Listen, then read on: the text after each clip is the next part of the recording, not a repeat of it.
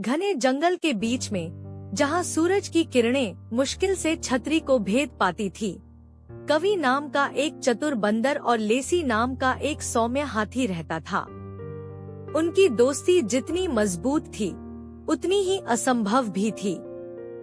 एक धूप भरी सुबह कवि पके आम की तलाश में पेड़ों के बीच से गुजरा।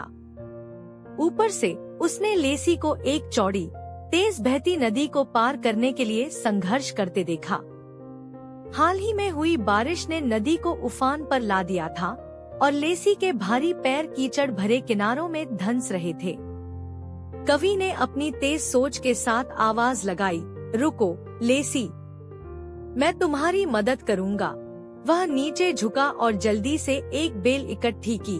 अपनी फुर्तीली उंगलियों का इस्तेमाल करते हुए कवि ने बेल को नदी के एक किनारे पर एक मजबूत पेड़ से बांध दिया और फिर दूसरे सिरे को दूसरी तरफ के पेड़ से बांधने के लिए झूला। इसे एक मार्गदर्शक के रूप में इस्तेमाल करने की कोशिश करो, कवि ने सुझाव दिया। लेसी ने अपने दोस्त पर भरोसा करते हुए खुद को स्थिर करने के लिए सावधानी से बेल का इस्तेमाल किया। कवि के प्रोत्साहन से वह सुरक्षित रूप से नदी पार करने में सफल रही। उस दिन से उनका रिश्ता और भी मजबूत हो गया।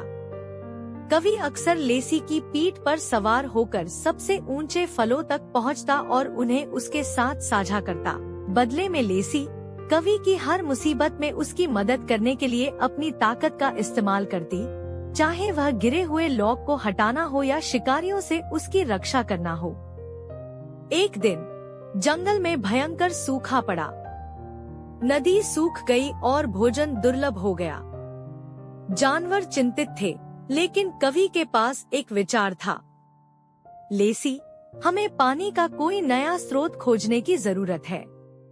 तुम्हारी गंध की शक्ति बहुत तेज है और मैं पेड़ों से पता लगा सकता हूँ।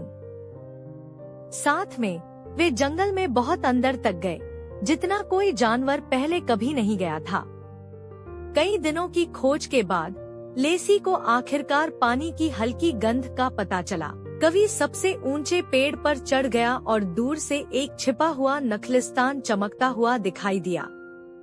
वे जंगल में वापस आए और दूसरे जानवरों को नखलिस्तान तक ले गए। कवि की चतुराई और लेसी की ताकत की बदौलत जानवर सूखे से बच गए। तब से पूरा जंगल कवि, चतुर बंदर और लेसी, सौम्य हाथी के बीच उल्लेखनीय दोस्ती की प्रशंसा करता रहा।